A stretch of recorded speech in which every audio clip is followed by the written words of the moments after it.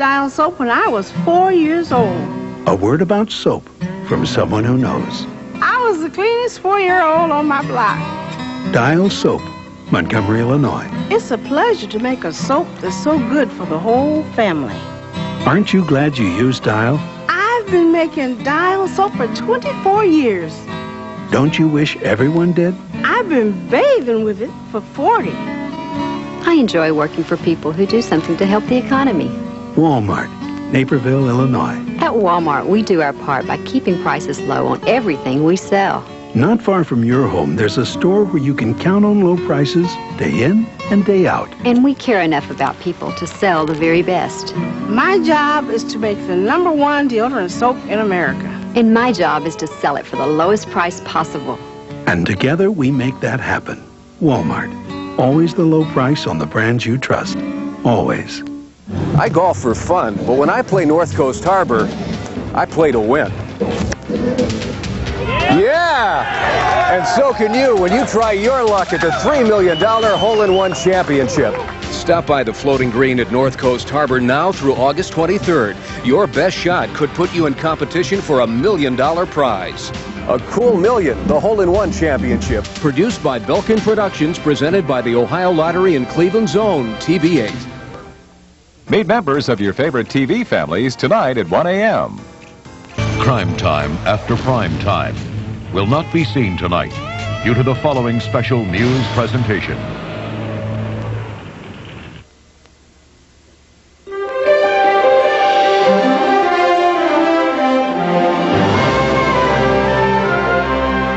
People can't breathe anymore with all the cars. There needs to be a balance between jobs and the environment. Tonight, a CBS News special, Eye on the Environment. We'll go live to locations across the U.S. and around the world. We'll see the problems and some solutions, and we'll try to answer your questions. I'm really concerned about what's going to be there for my kids.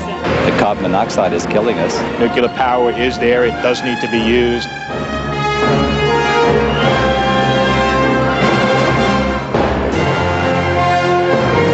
This is the only world we're ever going to have, and we do need to take care of it. A CBS News special. Eye on the Earth, a national town meeting. From New York, here is Dan Rather. Good evening. Crisis is an overworked word in journalism, but it's a fact. There is an crisis in our environment. It's a crisis as close as your next breath, and the questions are, what can we do about the air we breathe, the water we drink, and what about water shortages? What can we do about the soil we plant and harvest, and can we afford it? While President Bush prepares to join world leaders tomorrow meeting at the Environmental Summit in Brazil, we invite you tonight to join in our own summit of sorts to search for solutions and find out how each of us can make a difference. We'll take you live around the world. We'll also have the results of a new CBS News poll, and we'd like to hear from you. We'll take your questions on everything from the Rio meeting to recycling. Our toll-free telephone number is 1-800-624-6222, and our fax number is 1-212-975-5395. And you may want to get a pen and paper, because we'll be passing along some tips, some practical tips that can make a big difference in the way you live. Making a difference with the environment has now become so expensive that something else may be in danger. Jobs, and in some places, a way of life. Case in point, the Great Pacific Northwest. In Washington State, a fight is underway now to save an endangered species without endangering the economy. We go to Seattle and reporter Brian Wood of our affiliate KIRO. Brian?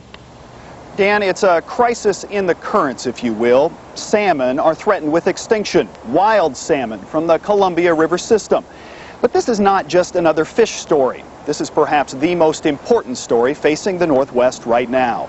For the river in which those salmon swim provides water, power, food, and jobs.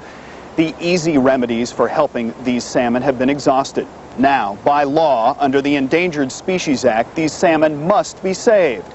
But at what cost?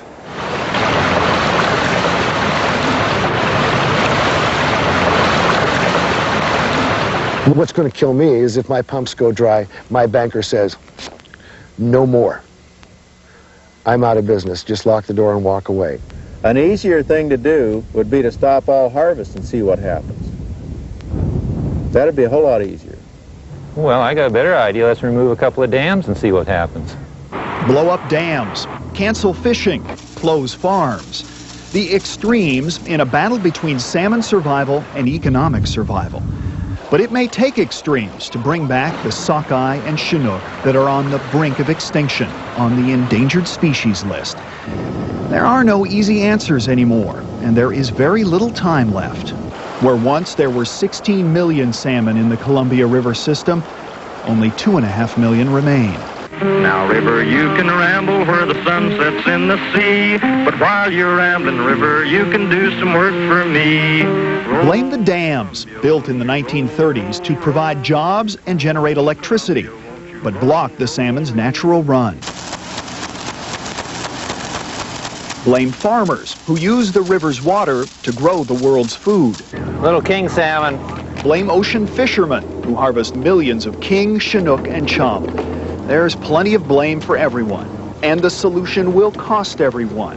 A price paid especially by the men and women whose lives depend on this river, these salmon. The men and women, their families, and their towns. Some have already paid a price. A lot of us had to go get jobs on the beach in the winter so we could continue salmon trolling in the ocean in the summer.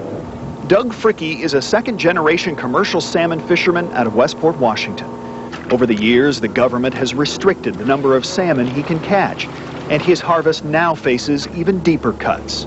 If we could see every time we reduced harvest by 10%, we were getting a 10% increase in the stocks, you know, I'd be much more willing to buy that argument. It's one argument among many as a way to rebuild the dwindling runs of wild salmon. Another plan is to lower the level of reservoirs behind the dams to help flush the small fish downstream faster, in hopes more will survive the trip. But Ralph Porky Thompson needs that water to irrigate his thousands of acres of peas, potatoes, and wheat. Lower the reservoirs, and his pumps are left high and dry. You know, it sounds like we're scared because we are. We're frightened to death. You spend your life putting things together, and I don't have holdings anyplace else. These are my assets. It's gone. I'm gone. I don't have a savings account. There's my savings account right there. Lower the reservoirs, and you cut the amount of electricity that can be generated. That makes power more costly. Too costly, maybe, for aluminum plant owner Brett Wilcox and the people who work for him.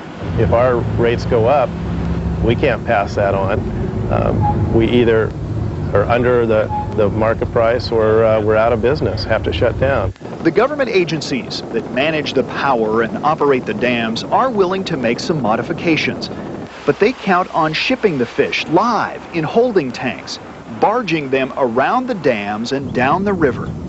No matter what the eventual solution, it will affect jobs, businesses, people's lives. In order to make it work, we're all going to have to become very good friends. We can't afford not to, because unless we do, none of us are going to exist, and neither is the salmon. Friends, we'll know soon enough. This fall, the federal government will release its plan for bringing these salmon back from the brink of extinction. It is a plan that will come with a price to be paid by the farmers, by the fishermen certainly, but eventually by each and every person here in the Northwest. The easy answers weren't answer enough. The solutions we face now will cost us all. Dan? Brian Wood at our affiliate in Seattle. Thanks. The salmon just being one example. With us throughout tonight's broadcast are two experts on the environment. Jim Tripp of the Environmental Defense Fund, who just returned from the Rio conference, and Robert Grady, a top environmental advisor to President Bush, who will be traveling with the president to Rio tomorrow. Thank you both for being with us. I suppose part of this boils down to, must we choose between protecting the environment and providing jobs? First, Mr. Tripp. Most of the time, in most situations, and I think this is generally true of the Northwest, we're not talking about a real dichotomy between jobs and the environment. A big problem in the Northwest is that water and power are used inefficiently. That has a lot to do with the pricing system. Those prices are set bureaucratically by government agencies that have built more than 30 big dams on the Columbia River. They're not set by markets. Those resources aren't auctioned off. Our studies done out of our California office have indicated that almost everyone would be better off if markets played a bigger role in setting prices for water and power. The water would be delivered in the river at better times from the fisheries point of view, and that's the direction in which we'd like to see that situation move. Not everyone can win all of the time, but we can do a lot better than we're doing now. Bottom line, but do we have to choose between protecting the environment and providing jobs? Certainly not in that situation in the Northwest. Power ought to be used more efficiently than it is. That hydroelectric power could have much higher value in the Northwest if it were sold during the summer and the fall. Elsewhere in California, other parts of the West, out of the Northwest, it would have more value, it would create more jobs, resources would be freed up. So, in my view, the answer is most of the time, no, we don't have to choose. In fact, by using resources more efficiently, whether we're talking about water or energy, we create jobs. Mr. Grady, bottom line, bottom line, if you will, do we have to choose between protecting our environment and providing jobs? No, I think that's a false choice, Dan.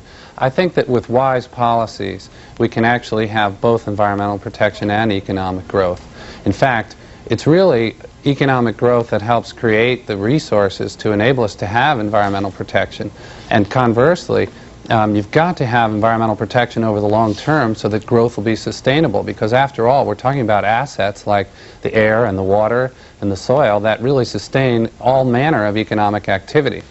In the Northwest, Jim mentioned that we shouldn't have to choose there. I think that's a very difficult problem, and it will require, as your last speaker on the opening segment said, a lot of cooperation. But there are some answers. One thing that just happened in February of this year, for example, is the President joined with some other nations and got them to agree to a protocol to protect the salmon fishery in the high seas. Frankly, some of the other nations were overfishing in the Pacific Northwest in the high seas, and some of those nations, including Japan, will now reduce that practice and slow up. The other thing you can do is with the dams that were shown on your opening segment, you can build certain facilities, and we're funding those in this year's budget, for example. The Corps of Engineers is going to build what we call fish mitigation facilities so that the fish can basically swim around the dams and survive their passage upstream so they can spawn.